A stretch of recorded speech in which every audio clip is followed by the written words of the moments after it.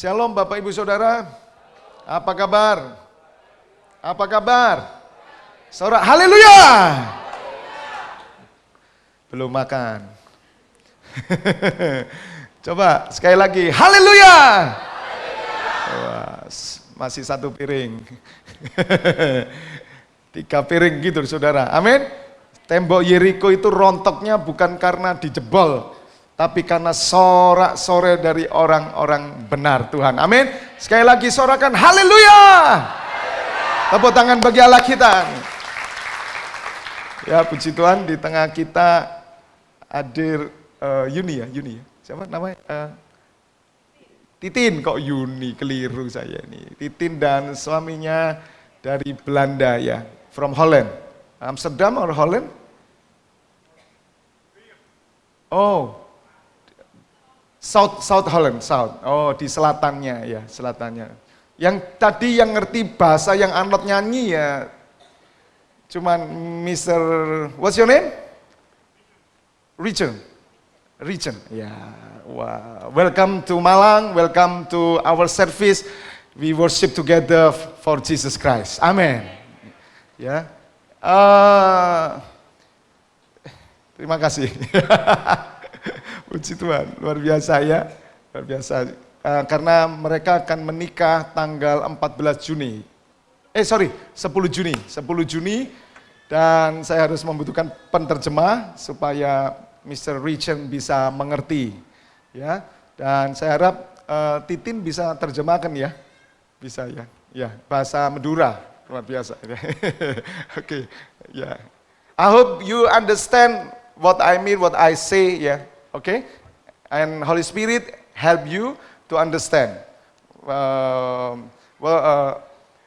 Maybe you don't understand what I say Indonesia bahasa ya, Indonesian language, but Holy Spirit has many language.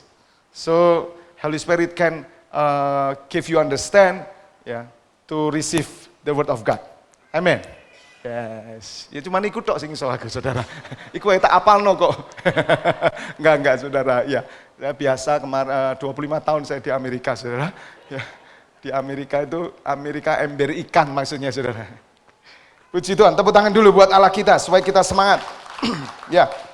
Nah, hari ini saya akan menyampaikan satu kebenaran berkenaan dengan akhir zaman, tapi saya masih melanjutkan bahwa kita harus mengerti secara utuh tentang apa itu kekristenan. What is Christianity? Ya.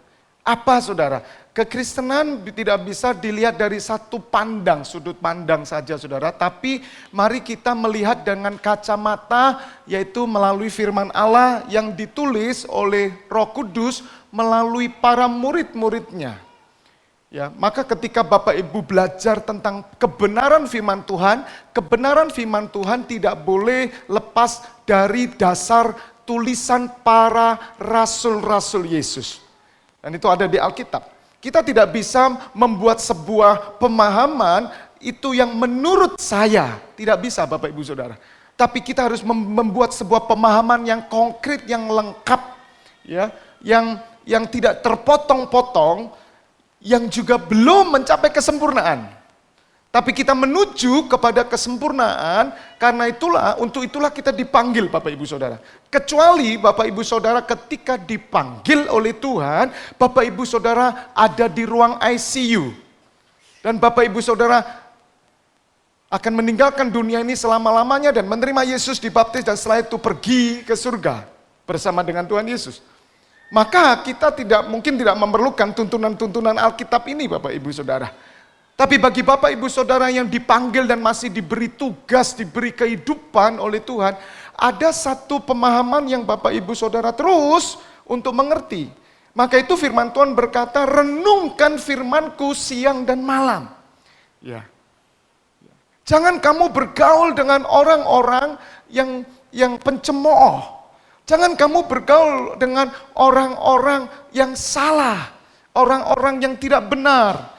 Kenapa saudara? Supaya kita tidak terpengaruh dan supaya hidup kita sesuai dengan Panggilan yang Tuhan berikan kepada kita masing-masing. Yang mengerti katakan amin.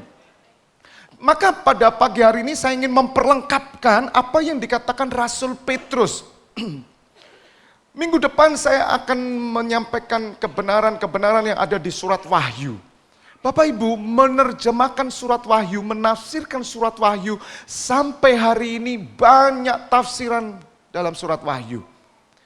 Ada beberapa gereja menafsirkan A surat Wahyu. Ada beberapa gereja menafsirkan B surat Wahyu. Dan memang Tuhan tidak pernah menunjukkan di surat Wahyu itu secara otentik. Bahkan di dalam surat Wahyu nanti kalau Bapak Ibu belajar, di situ ada sepertinya teguran, sepertinya saya dulu takut banget baca surat Wahyu. Surat Wahyu diterima oleh seorang rasul, yaitu namanya Rasul Yohanes, yang diceritakan bahwa Rasul Yohanes itu diracun, saudara, tapi nggak mati, dan akhirnya dibuang ke suatu pulau Patmos namanya, dan jadi pulau Patmos itu satu pulau yang tidak ada penghuninya.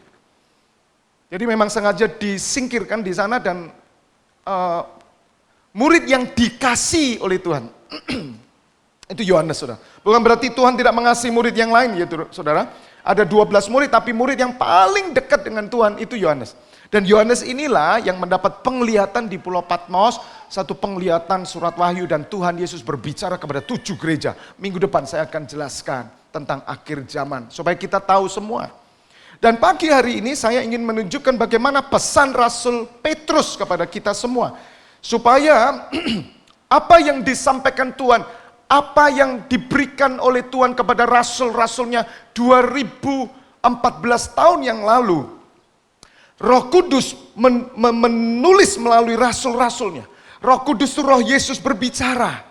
Dan pagi hari ini kita mengambil surat Petrus ini untuk kita mau melakukan semuanya dalam kehidupan kita. Amin. Supaya firman Tuhan ini bekerja dan menghasilkan sesuatu yang luar biasa. Nanti saudara akan lihat, kita bukan orang yang tersandung, kita bukan orang-orang yang lemah, kita dibuat giat, dan kita dibuat senantiasa berhasil hidup dalam Tuhan. Katakan amin.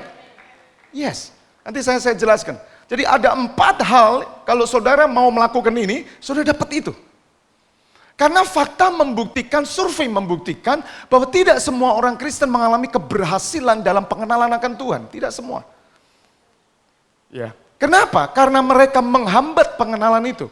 Yang kedua, tidak semua orang Kristen tidak tersandung hidupnya. Saya lihat banyak orang Kristen tersandung, saudara. Tersandung itu dalam arti bukan hanya tersandung, maksudnya hanya kerikil, itu bukan, saudara. Tersandung itu artinya mereka akhirnya menjauh dari Tuhan. Mereka meninggalkan panggilannya yang semula. Mereka meninggalkan cinta mula-mula. Berapa banyak orang hari-hari ini yang menjadi PR kita, doa kita, semangat kita. Kenapa saya terus bersemangat dan tiap hari saya bilang, Tuhan, aku bersyukur karena kau percayakan hambamu ini mengerjakan apa yang Yesus kerjakan. Kalau dulu Yesus berjalan dengan 12 muridnya, aku hari ini berjalan dengan ratusan orang, dan itu semua karena kasih karunia Tuhan, dan itu semua karena karya Tuhan yang besar, semakin besar di muka bumi ini. Katakan amin. Bahkan ada saudara-saudara kita dari gembala-gembala yang dipakai seperti di Singapura, itu berjalan bersama 25.000 orang, saudara. Yesus 12 orang, saudara. Kenapa Yesus pilih 12 orang? Apa Yesus tidak mampu 50.000 orang, bahkan 1 juta orang? Mampu. Tapi 12 orang itu ada maksudnya. Tuhan tidak bisa mengajar 10.000 orang langsung dan memberikan otoritas, sulit, saudara. Tapi dengan 12 orang ini, beliau Yesus itu ketemu tiap hari. 12 orang. Kalau seminggu 7 hari, minimal 1 orang bisa ketemu berarti berapa? 1 hari lah. Betul ya? Kalau muridnya 12, seminggu kan 7 hari. Minimal ketemu 1 kali. Minimal atau maksimal kalau seminggu? Maksimal berarti 7, berarti kurang 4. Berarti kalau saya bagi 12 dibagi 7 hari berapa, saudara? 12 bagi 7 ya? 7 bagi 12, sorry. 7 bagi 12, nggak sampai 1 hari, saudara. Bayangin, nggak sampai 1 hari, selama 3,5 tahun dia harus ajarkan semuanya. Oh, itu nggak mudah, apalagi kalau Tuhan Yesus punya 100 murid, nggak nutut. Saudara menangkap maksud saya? Jadi Tuhan Yesus memperkecil 12. Dan Tuhan Yesus memberikan mandat ini kepada murid-muridnya, dan hari ini kita menerima sesuatu juga. Ya, Bapak Ibu Saudara siap menerima kebenaran firman Tuhan? Yang siap katakan amin, berikan tepuk tangan bagi Allah kita. 2 Petrus 1 ayat 5 sampai 10. Mari Saudara. 2 Petrus 1 ayat 5 sampai 10. Saya tunjukkan. Kita baca bersama-sama dulu. Kemudian saya akan mengungkapkan dengan bahasa sehari-hari dan kita akan pelajari semuanya. Ya. Oke. 2 Petrus 1 ayat 5 sampai 10. Kita baca bersama-sama. 1, 3. Justru karena itu dengan sungguh-sungguh lebih keras berusaha untuk menambahkan kepada imanmu apa Saudara? Kebajikan, dan kepada kebajikan pengetahuan. Terus 6, come on. Ayo, 6 dulu, sebentar. Bisa, agak macet ya. Kembali, 1, 3. Dan kepada pengetahuan, penguasaan diri, kepada penguasaan diri, ketekunan, dan kepada ketekunan, kesalehan, terus. Dan kepada kesalehan, kasih akan saudara-saudara, dan kepada kasih akan saudara-saudara, kasih akan semua orang. 8. Sebab apabila semuanya itu ada padamu dengan apa Saudara? Berlimpah-limpah. Berhenti sebentar. Berarti ada 7 tingkat dalam hidup kekristenan saudara yang harus saudara kerjakan. Supaya apabila itu ada, bukan hanya ada, tapi berlimpah-limpah, artinya menguasai seluruh hidup saudara. 7 tingkat ini nanti saya jelaskan, maka saudara akan dibuat menjadi apa? 1. Giat dan berhasil dalam pengenalanmu akan Yesus Kristus Tuhan kita. Terus 9. Tetapi barang siapa tidak memiliki semuanya itu, perhatikan, saya berhenti di sini. Jadi ada 2 orang Kristen yang berbeda. Satu orang Kristen yang punya berlimpah-limpah 7 hal yang diajarkan oleh Rasul Petrus. Dan ada 1 orang Kristen yang tidak memiliki semuanya. Bahkan mungkin semuanya termasuk apa ya? Ya 6 hal, karena dasarnya iman, saya percaya orang Kristen punya dasar iman, katakan amin. Tapi tidak cukup iman saudara. Ini yang menyebabkan kenapa banyak orang Kristen hari ini tidak bertumbuh. Karena mereka pikir hanya percaya is enough. Belief is enough. Sudah, yang penting aku percaya Tuhan, yang penting aku masuk surga, dan aku selesai. Belum saudara, firman Tuhan berkata kalau mereka tidak memiliki semuanya, berarti mereka tidak memiliki 6 hal yang menjadi tambahan dari iman. Karena yang pertama itu ditulis oleh Rasul Petrus adalah iman. Iman itu belief saudara, believing saudara. Itu dasar dan tidak ada seorang pun yang bisa menerima iman tanpa anugerah, katakan amin. Sekali lagi, tidak ada seorang pun yang bisa menerima iman tanpa anugerah. Tidak ada. Iman muncul bukan karena perbuatan baik.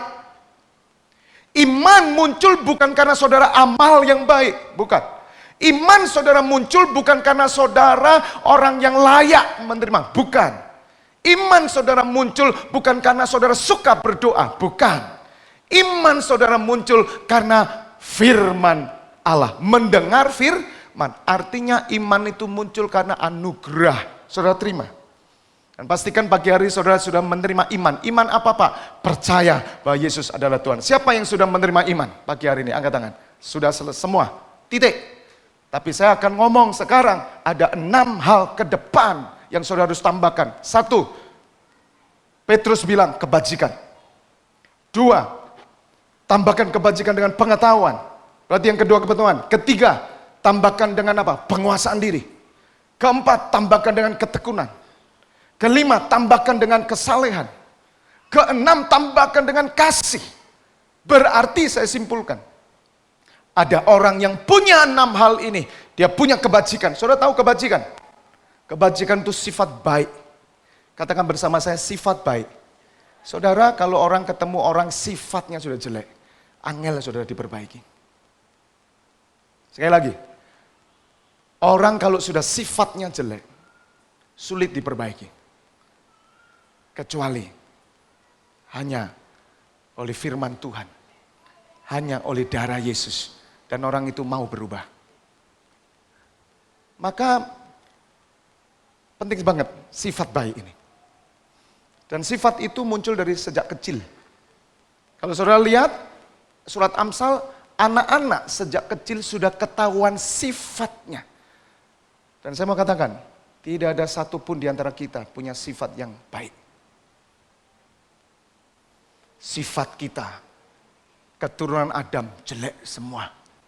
Tapi karena kasih karunia Tuhan, karena darah Yesus kita diubahkan. Sifat kita yang jelek, kita akan menjadi baik. Katakan amin. Tepuk tangan dulu buat Allah kita. Loh sungguh saudara. Tapi kalau sudah terima, tapi masih punya sifat yang jelek, bagi orang dunia, ini kalau saya ngomong dari sisi orang dunia, sulit saudara. Sulit. Nggak bisa berubah. Kalau sudah sifatnya nyurian, tahu sifatnya nyolongan, Spanyol tadi, wangel saudara. Itu sifat baik. Oke? Kedua, orang yang Kristen yang satu dia punya sifat baik, dia punya pengetahuan tentang Tuhan, dia punya penguasaan diri, dia punya ketekunan, dia punya kesalehan, dia punya love. 6. Tapi yang satu di sini orang Kristen tidak memiliki semuanya. Tolong ayat 9 tadi ya. Ayat 9 jangan dirubah. Oke. Perhatikan. Saudara nangkap sesuatu pagi hari ini? Sekali lagi saya ulang. Di sini ada orang Kristen yang punya 6. Bahkan bukan 6, berlimpah-limpah. Artinya apa? Dia punya sifat baik berlimpah-limpah. Aduh, kok cek baiknya ya Pak Tri ini. Duh, melebihi semua pria. Misalkan itu berlimpah. Nangkap ya, saudara? Tapi di sini tidak punya sama sekali sifat baik. Gak punya kebajikan. Dan itu Petrus sampaikan kepada umat Tuhan. Firman ini bukan untuk orang luar, saudara. Setuju? Jadi mereka nggak punya sama sekali kebaikan. Mereka nggak punya sama sekali pengetahuan tentang Tuhan. Bapak tahu Yesus. Yesus apa sih Pak? Lu Bapak kan sering ke Masera. Yesus apa? Lu nggak tahu Yesus. Lah ada apa ke Masera? Ngikut. Kenapa? Enak melaku-melaku katanya. Jalan-jalan. Dari mana? Permanu ke sini lumayan Pak. Dikasih nasi bungkus lagi. Lah sampean tahu Yesus? Sudah baptis? Sudah. Tapi Yesus siapa? Yesus itu saya dengar yang jual tahu lontong yang di sebelah rumah saya itu ya Pak. Masya Allah. Saudara, ini terjadi. Tidak tahu sama sekali, kemudian dia tidak punya sama sekali, dikatakan tidak memiliki ketekunan, penguasaan diri. Nggak punya penguasaan diri. Nggak punya lagi yang namanya ketekunan, tidak punya. Tidak punya lagi yang namanya kesalehan. Dan tidak punya kasih. Ada 2. Maka firman Tuhan berkata, ia menjadi Saya mau tanya, buta ini yang dimaksud buta jasmani atau buta rohani? Roh. Roh apa toh Pak? Hatinya buta. Kok bisa ya Pak ya? Bisa. Maka ini yang harus saya sampaikan, karena saya mengerti benar, saya mengenal, mengetahui, bahwa Petrus ingin supaya Bapak Ibu Saudara itu dibuat giat dan berhasil dalam pengenalan akan Allah. Amin. Nah, bukan hanya buta, tapi picik. Nanti saya tunjukkan bahasa asarinya. Picik. Karena ia lupa bahwa dosa-dosanya yang dahulu telah dihapuskan. Berarti orang yang kedua ini masih satu terikat dengan dosa.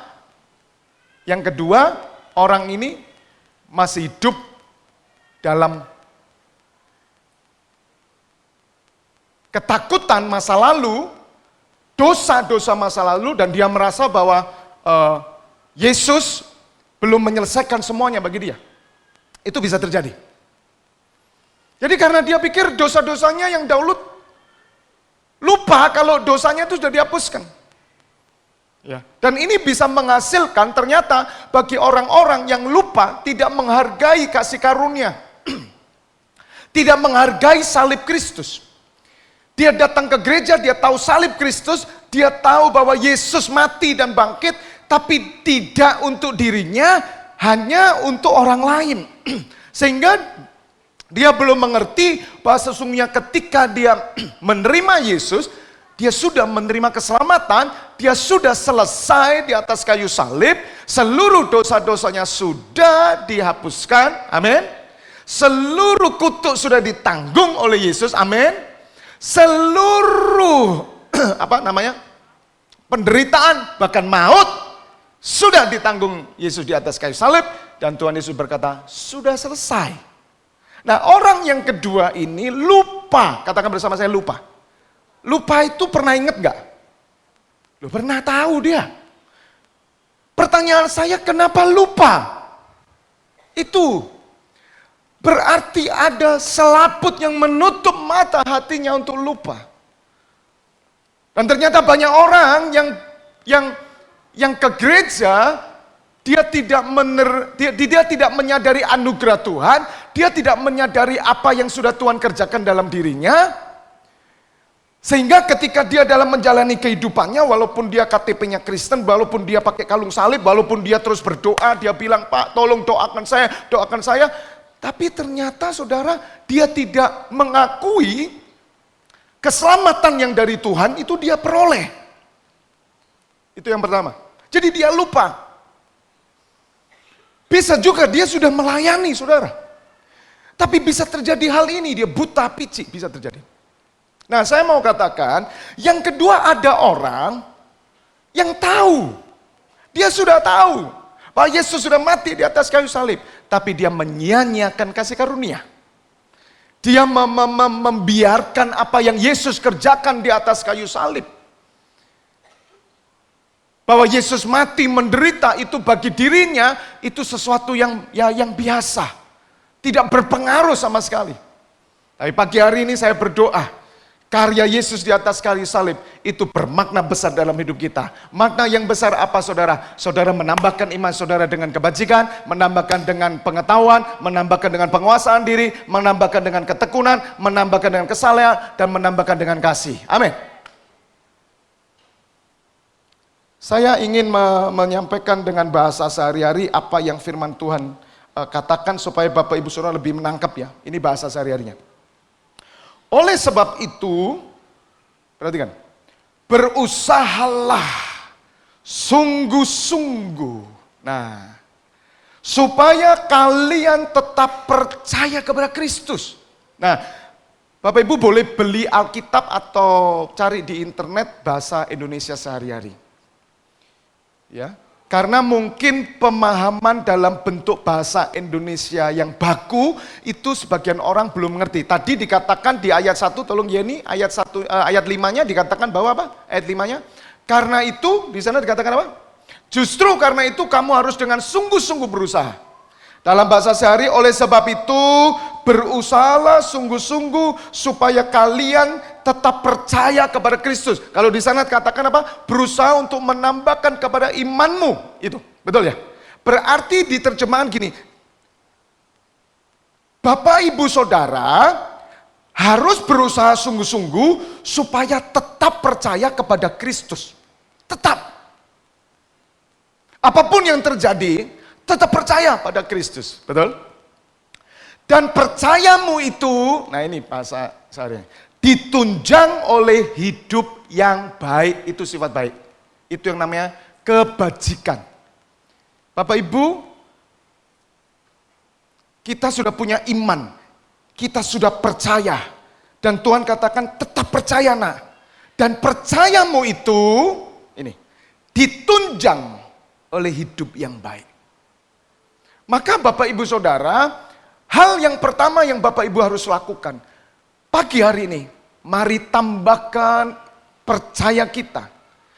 Ditunjang itu ditambahkan Misalkan iman ini adalah dasar saudara, iman itu dasar dari segala sesuatu, ya.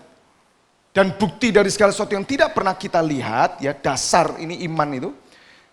Kasih aksesori, tambahkan, supaya saudara menjadi orang yang giat dan orang yang berhasil. Tidak ada yang berhasil dalam mengenal Tuhan, tapi berhasil dalam segala sesuatu. Yang ketiga, supaya saudara tidak mudah tersandung, ya. Supaya saudara tidak buta dan picik. Yang ayat 10 saya ulangi, yang ayat 10 tolong. Yang ayat 10. Sebab jikalau kamu melakukannya, kamu tidak akan pernah, apa saudara? Tersandung. Tersandung dengan apapun juga saudara. Maka saudara akan dapat ini. Menjadi orang Kristen yang satu. Orang Kristen yang giat. Giat, ibadah giat. Ya. Giat semua, dalam segala hal giat, semangat. Nanti sore saya akan khotbah tentang tidak menjadi lemah dan putus asa. Tuhan juga bicara supaya anak Tuhan jangan menjadi lemah dan putus asa. Yang kedua, supaya kita ini berhasil senantiasa. Dalam pengenalan kita akan Kristus, dalam kehidupan rumah tangga kita, dalam kehidupan ekonomi kita, dalam kehidupan sosial kita, pendidikan kita, semuanya ini rahasianya. Yang ketiga, supaya Bapak Ibu Saudara tidak menjadi buta dan picik. Dan yang keempat, tidak pernah tersandung. Apapun juga, bahasa simpelnya nggak pernah kepahitan. Nggak pernah kuciwa. Itu bahasa baru. Kuciwa itu kecewa kuadrat. Kuciwa. Nggak pernah. Amin. Maka saudara harus menambahkan iman saudara ini dikatakan tunjanglah nak. Ditunjang. Percayamu itu ditunjang oleh hidup yang baik. Tolong buka Efesus 2 ayat 10. Sudah masih bersama dengan saya ya? Oke. Efesus 2 ayat 10.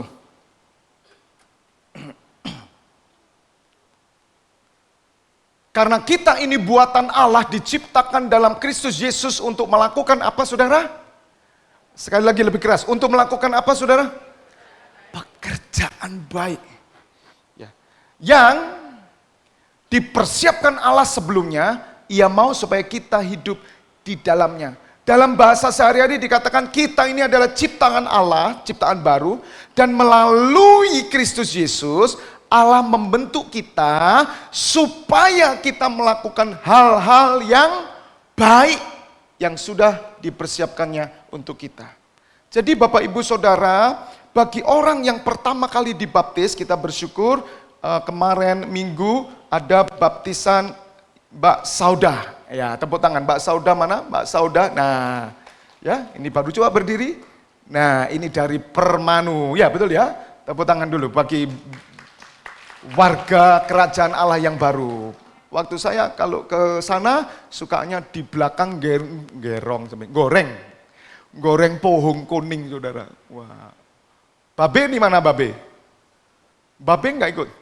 Bapak, Pak Parman. Saya kalau ngajar di sana saudara desa, Mbak Sauda ini di belakang. Kalau saya ketemunya itu pas saya masuk kencing. Mbak, gimana kabarnya? Ya Pak, baik. Satu kali, muridkan lagi, ketemu lagi. Mbak, Mbok duduk di depan. Kok goreng terus? Ya Pak, ini goreng pohon kuning. 2 kali. Mbak, ya apa kabar? 3 kali, 4 kali, 5 kali, sampai hampir 6 bulan saya. Tapi oleh ketetapan Tuhan minggu lalu dia berkata, Bapak sekarang saya minta dibaptis. Begitu baptis wajahmu jadi beda, Mbak Sauda. Loh sungguh orang habis baptis mesti beda. Loh sungguh ada sinar. Ada sinar. Sebulan masih kuat sinarnya. 1 tahun masih lumayan. Tahun kedua bleret titik, saudara. Tahun ketiga bleret, saudara. Tahun keempat peteng dedet. Bapak baptis lagi, cemplungnya lebih lama lagi. Masa begitu? Tuhan mau saudara terang terus terang. Coba lihat wajah kanan kiri, bleret apa terang. Haleluya. Haleluya. Kawan dibengok saya kerungu nanti. Jadi saudara, ketika Mbak Sauda, saya ajarkan ke Mbak Sauda berbuat baik. Siapa bilang kekristenan tidak melihat perbuatan baik, itu salah. Memang keselamatan bukan karena perbuatan baik, saudara. Tapi berbuat baik wajib bagi orang Kristen. Katakan amin. Jadi ngomong sama orang dunia. Dan jangan menjelaskan ke orang dunia. Orang Kristen itu selamat tanpa berbuat baik. Saya mau katakan. Kita bukan jadi berkat untuk mereka. Dan ini yang menjadi batu sandungan bagi orang lain. Sekali lagi saya katakan, orang Kristen wajib berbuat baik. Bapak Ibu kalau sudah dibaptis, tapi nggak pernah diajar berbuat baik, dan tidak menambahkan hidup saudara dengan berbuat baik, maka saudara akan jatuh kepada kehidupan apa? Buta dan picik. Maka ketika kita sudah dibaptis, saya mulai diajar untuk berbuat baik. Kemarin saya suka mencuri. Hari ini setelah dibaptis, aku anak Tuhan, aku tidak mencuri lagi. Itu tidak bisa sekaligus, Bapak Ibu Saudara. Proses, tapi Bapak Ibu harus tambahkan dengan sungguh-sungguh atau dengan biasa-biasa. Atau setengah. Sungguh-sungguh. Maka banyak gereja yang mengatakan, Pak jangan baptis dulu Pak, kalau nggak sungguh-sungguh nanti repot Pak. Gitu. Selalu bilang gitu sama saya. Kalau saya tidak, saudara, saya baptis dulu. Tapi saya ajar dia, komit nggak? Aku komit, anak Tuhan. Terus gimana Pak? Tambahkan perbuatan baik. Jadi jangan ngomong pengetahuan dulu sama saya. Atau jangan dulu tanya pengetahuan Alkitab, jangan tanya. Komitmen dulu, tambahkan berbuat baik. Hari ini aku mau berubah. Hari ini aku mau berubah. Itu dulu. Kalau saudara belum menambahkan baik, kemudian belajar pengetahuan, atau saya katakan Bapak Ibu belajar pengetahuan tanpa berbuat baik, buta, tetap sia-sia. Itu yang terjadi saudara. Orang keburu pengetahuan, padahal pengetahuan adalah tingkat ketiga. Sudah perbuatan baik. Jadi iman saudara, hal yang pertama, dengan sungguh-sungguh tambahkan berbuat baik. Sebab apa? Tuhan sudah mempersiapkan dan Tuhan menciptakan saudara untuk melakukan pekerjaan baik. Tuhan menciptakan saudara, Tuhan membentuk saudara supaya saudara dan saya melakukan hal-hal yang baik. Jadi Tuhan gak suka kalau saudara melakukan hal menipu. Walaupun saudara sudah dibaptis, saudara berbohong. Saudara kemudian menggelapkan, saudara bisnismu, bisnis ilegal. Tuhan gak suka kalau saudara adalah orang-orang yang tidak komitmen. Yang suka katakan amin. Ini firman Tuhan. Jadi Tuhan ingin kita, ayo nak. Supaya kamu gak tersandung, Tuhan itu baik saudara. Nah mungkin kita agak salah. Kita lebih mengejar pengetahuan tentang Allah lebih dulu tanpa kita berbuat baik. Sehingga hasilnya, Bapak Ibu perhatikan, hasilnya orang pertama dan orang kedua beda. Orang kedua, dia gampang tersandung. Orang kedua, dia menjadi buta dan pici. Buta dan pici, saya tunjukkan dulu. Buta dan pici, tadi berarti 1 Petrus ya. Pici itu apa saudara? 1 Petrus 5 ayat 10. 2 Petrus ya? Oke, sorry. 2 Petrus 5. Saya tunjukkan, picik itu apa ya saudara?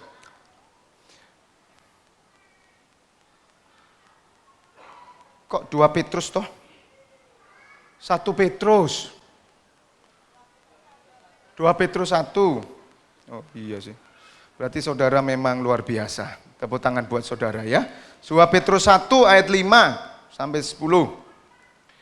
Lihat saudara, sebab itu saudara-saudara berusaha lebih keras supaya panggilan Allah dan pilihan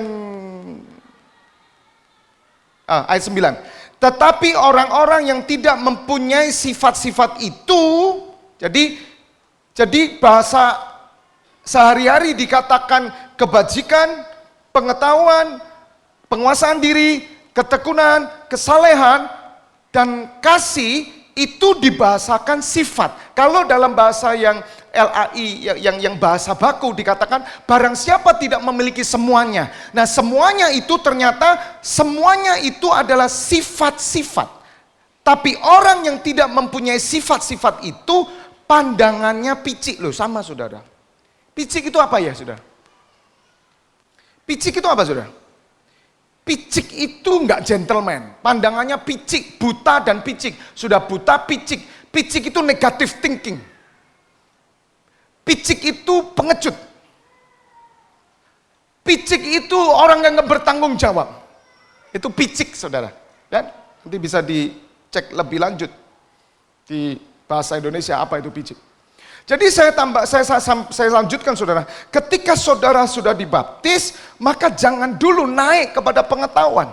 Kalaupun saudara belajar pengetahuan, saya sering mengajar orang-orang tentang bagaimana 7 pedang, maka Bapak Ibu Saudara harus menambahkan diri saudara, belajarlah berbuat baik, belajarlah berbuat baik, belajarlah melakukan hal-hal yang baik. Dan pertanyaan kita, Pak, apakah cukup hanya orang Kristen melakukan hal baik? Tidak cukup. Maka yang kedua, Petrus berkata, tambahkan dengan sungguh-sungguh hal yang baik ini saudara, ya. Tambahkan hal yang baik dengan pengetahuan. Perhatikan, di samping hidup yang baik, kalian perlu menjadi orang yang berpengetahuan. Jadi saya memberi pengertian, memberi satu judul pada pemahaman dari Petrus ini, skema kehidupan Kristiani. Skema itu saudara tahu perjalanan hidup saudara, kekristenan saudara kemana. Menapak kemana saudara. Jadi skema kehidupan Kristiani, saudara begini, seperti saya ini punya tujuan sama seperti yang Petrus katakan, saya berusaha menambahkan tiap hari hal-hal yang baik, pengetahuan, saya belajar ketekunan, saya belajar pengesahan diri, saya belajar kesalehan, saya belajar kasih. Saudara, perjalanan ini yang harus dimiliki oleh orang Kristen sampai kapan Pak? Sampai ketemu Yesus. Dan saya mau katakan belum ada yang sempurna. Sampai hari ini saya menambahkan hal-hal yang baik dan itu belum sempurna. Sampai hari ini saya menambahkan pengetahuan dan itu belum sempurna. Sampai hari ini saya menambahkan penguasaan diri dan itu belum sempurna. Sampai hari ini saya tambahkan dengan ketekunan, sampai hari ini belum sempurna. Sampai hari ini saya tambahkan dengan kesalehan, sampai hari ini pun belum sempurna. Dan sampai hari ini saya tambahkan dengan kasih, dan sampai hari ini pun belum sempurna. Bukan hanya kasih kepada sesama orang Kristen, tapi juga kasih kepada semua orang. Belum sempurna. Ketika ketemu dengan Yesus, sempurna. Jadi Bapak Ibu Saudara, ketika kita mengerti ini nanti, kita menjadi orang yang bergairah. Yang setuju katakan amin. Sebab ada orang Kristen, ini ngapain ya jadi orang Kristen, capek. Pak Febi kok nyuruh, ya doa. Pagi disuruh saat teduh, baca firman, doa malam, ada pengajaran. Saya kan sudah selesai semua. Pengajaran sudah selesai semua, ngapain ya? Saudara, kita nggak akan menjadi orang yang bergairah. Kenapa kok ada orang yang bergairah dalam kekristenannya? Karena mereka menambahkan dirinya dengan hal yang baik. Maka Tuhan berkata, jangan jemu-jemu berbuat baik. Hal yang baik apa saudara? Saya mau tanya, mencuri waktu itu hal yang baik apa jelek? Pak Heri ini seorang supervisor di sebuah perusahaan yang ada di bidang otomotif. Pak Heri tahu benar tanggung jawab sebagai seorang pemimpin. Kalau ada karyawan curi waktu, benar apa salah Pak? Jelas enggak benar. Itu bukan hal yang baik. Kalau saya dikasih uang 50.000 untuk beli bensin, coba diisi ya mobilnya dengan bensin. Oke, berapa? Ya ke Surabaya. Paling Surabaya itu ya dikasih 50.000, belikan 20.000. Tapi bonnya minta 50.000. Saya mau tanya, itu hal baik atau buruk? Jangan lakukan. Kalau saudara tidak pernah menambahkan hidup kekristenan saudara dengan hal baik, saudara akan buta picik dan saudara mudah tersandung. Tepuk tangan bagi Allah kita. Basically, hal yang basic, tapi enggak dilakukan. Termasuk orang-orang yang melayani di tempat ini.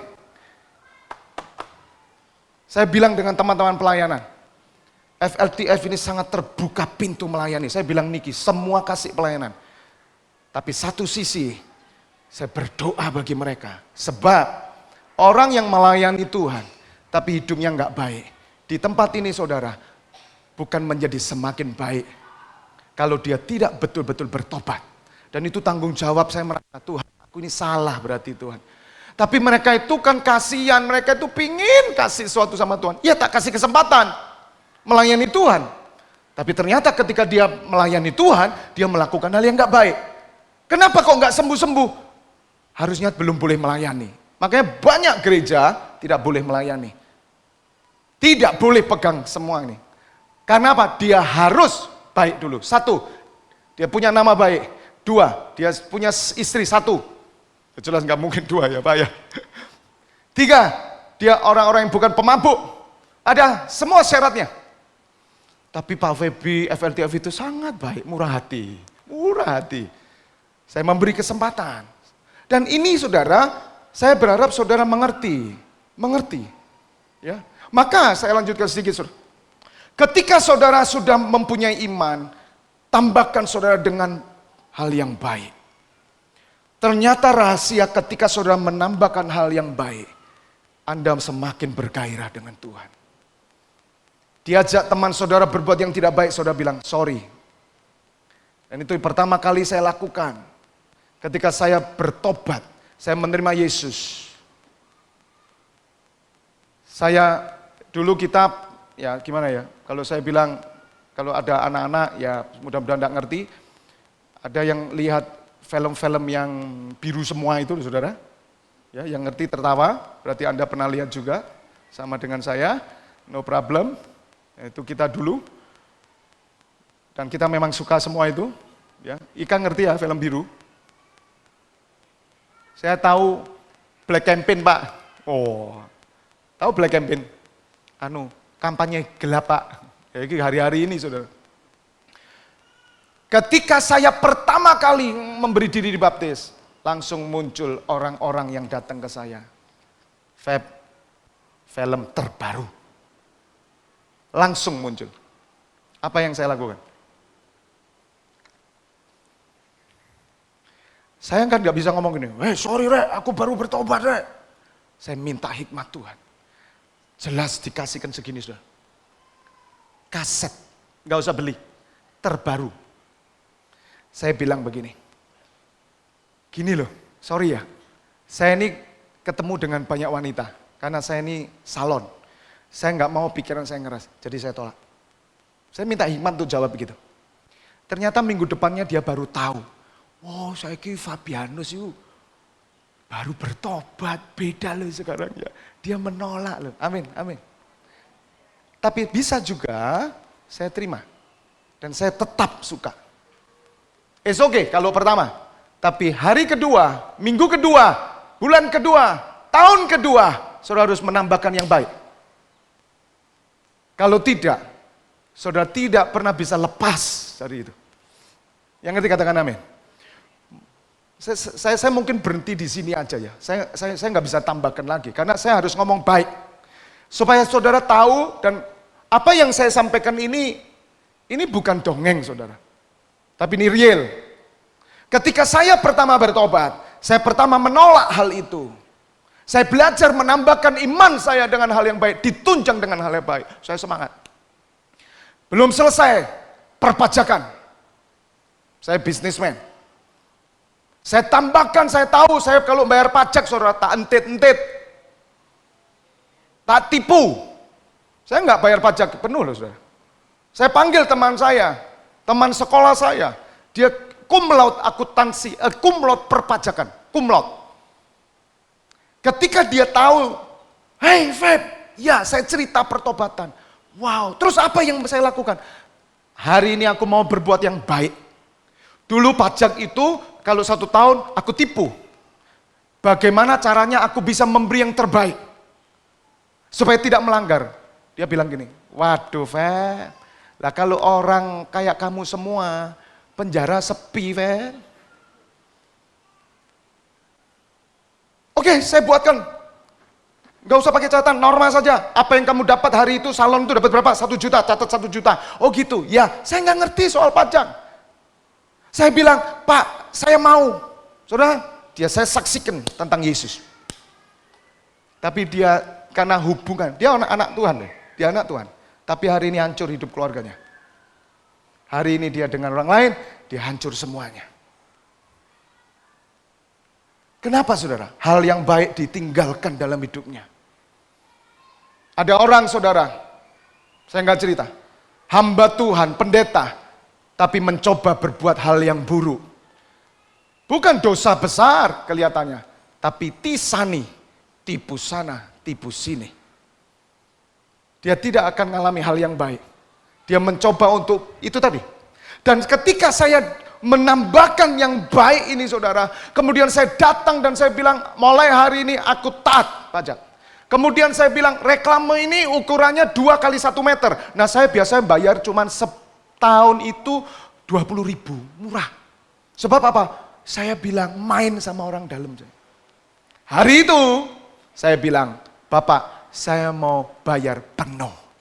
Hal yang baik saya lakukan. Belajar jujur, hal yang baik saya lakukan.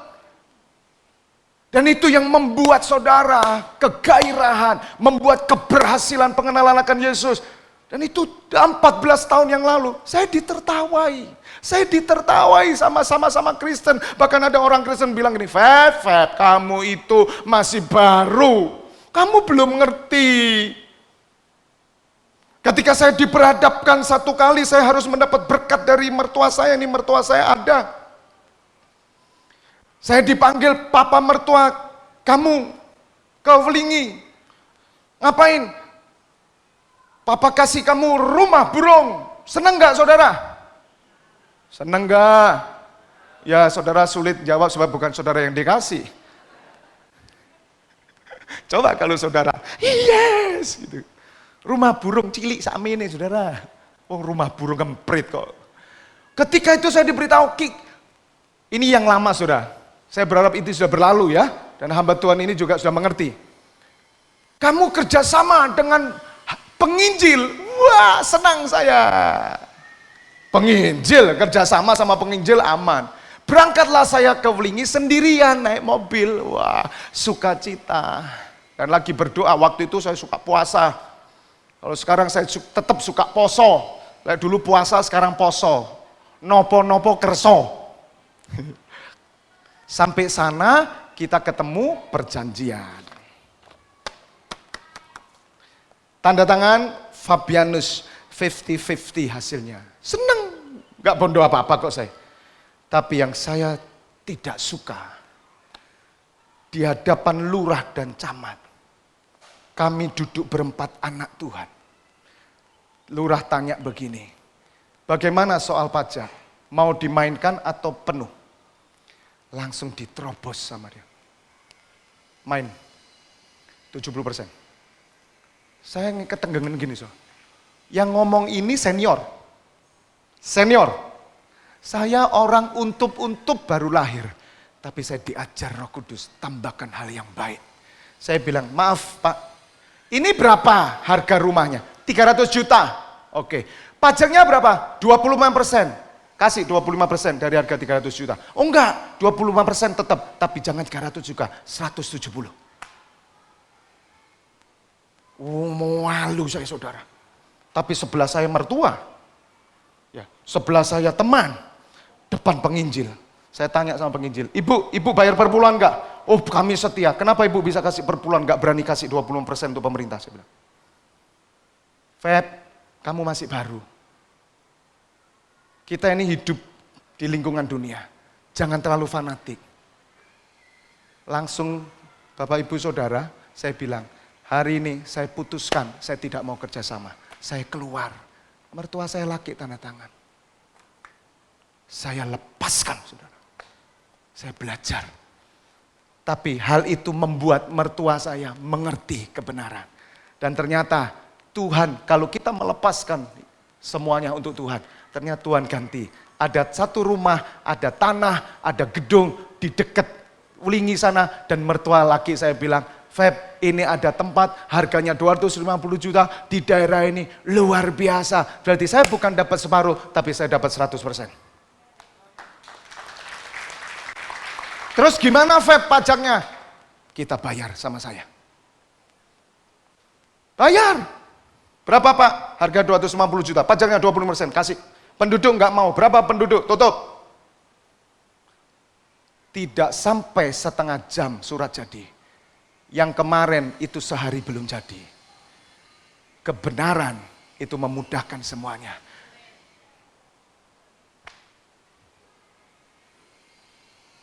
Apakah orang Kristen tidak perlu berbuat hal yang baik? Saya mau tanya sekarang. Tolong jawab saya. Oh, sangat perlu, Pak. Dan itu memukul hati saya. Dan itu latihan untuk saya sampai hari ini, saudara. Ketika saudara menyampaikan firman Tuhan, pengetahuan firman, mulailah hal baik dulu. Kalau hari ini saudara belum tahu, belum berani hal baik, berhenti dulu, saya bilang. Berhenti, saudara.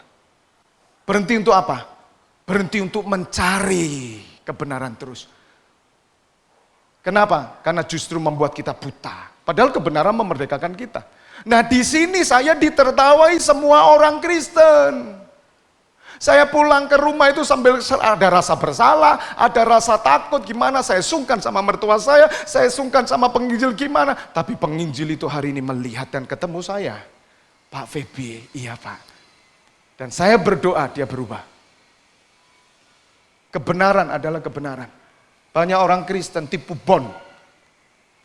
Saya ditanya orang, bagaimana Pak, kalau saya ketemu, misalkan ini Pak, saya di toko, ada orang datang, tolong Bu ya, tuliskan jangan 100.000 ya, ini beli nanti tak laporkan 150.000 ya Bu. Nah, saudara mau tulis? Saya bilang jangan, nanti gak laris loh Pak, ditinggal, biarkan. Karena rezeki itu dari Tuhan. Tapi ajarkan gini, Bu, maaf Bu ya, saya gak berani nulis. Di Gudo saudara, saya pernah nulis gini Bu, ya. Keseleo kaki saya Bu. Yang kedua, orang yang dapat ini tubruan Bu, masuk neraka. Oh ya jangan. Amin. Amin. Kalau Pak Tri ngerti, kalau Pak Tri ini. Hal yang baik. Aduh. Saudara, kalau saudara mau melakukan ini, percayalah firman Tuhan digenapi dalam hidup saudara. Saudara menjadi orang yang giat dalam Tuhan dan saudara berhasil dalam segala hal. Dan saudara menjadi orang yang kuat, yang tough, tidak pernah jatuh oleh apapun juga. Dan saudara dipakai oleh Tuhan. Ayo pemusik yuk. Amin. Ayo saudara. Jangan biasakan gini loh. Nipu, saudara tahu nipu? Jadi gini loh saudara, gimana ya? Hal baik itu gini. Ngomong ke sini A, ngomong ke sini B. Jangan biasakan. Kata Tuhan gini, katakan ya jika ya dan tidak jika tidak, lebihnya dari setan. Lah kita terbiasa gini, contoh kecil aja. Ya ini sering dibuat. Pembantunya dipanggil gini, sini kamu, ya beritahu bahwa tuanmu sedang pergi. Ya, kalau ada tamu ya, oke? Ini contoh kecil yang sering dipakai. Ting tong, pembantunya keluar. Bapak ada, oh katanya bapak sedang pergi. Justru yang jujur yang ini pinter, dia tahu neraka. Loh, saya paling enak kok, dikelintingi bagus juga Pak. Saya ini sering gini yang bilang, ngomong aja toh ngapain sih? Saya ini orang yang gak suka rahasia-rahasia, saudara. Istri saya tahu, saya gak pernah bisa rahasia masalahnya. Apa untungnya, apa ruginya sih? Kecuali kalau rahasia resep makanan ya jangan ditanya dong rahasia. Tapi ada hal yang gak perlu. Saya harus tutupin apa? Ya biarin lah. Jadi saya bilang, tolong beritahu bapak sibuk, nggak mau terima tamu. Mudah tuh. Anak diajari, shh, kamu ngomong gini sama suamimu ya, dung dung dung dung. Ini fitnah semua. Dan kita senang di situ. Dan kita biasa di sana. Apalagi sama kodok karyawannya. Kita janjian loh, kita janjian ya. Besok kita nggak masuk. Kalau ditanya, nanti kita bilang, mules. Kok mules bareng? Nggak usah, aku mules, kamu kesleo, gitu aja. Padahal mereka sedang pergi kemana? Pasar atom. Pasar atom. Dan mereka senang, haleluya, oh Tuhan baik, Tuhan baik. Tumpuk terus saudara dengan hal yang nggak baik. Dan saya nggak mau, karena saya ngalami dulu. Bicara ya, enggak, ya enggak, itu bagus, amin. Kalau nggak senang panggil, sini kamu, aku nggak senang dengan caramu. Jangan, gimana ya saudara ya? Jangan bohong. Belajar jujur. Bukan berarti begini ya, contoh, istri saya, terus contoh misalkan, ini orang tua saya, ngomong yang jelek tentang istri saya, contoh, ini ada papa saya, yang pastinya kan enggak mungkin, ini kan bisa terjadi di sinetron, ngomong jelek, memang istrimu gundulnya panuan, misalkan ya, katanya Pak Feby saya harus jujur, nih, katanya papa gondolmu panuan. Yo jangan gitu. Hal baik apa buruk? Katanya Pak Feby harus jujur. Ini ada orang tua yang sudah tit.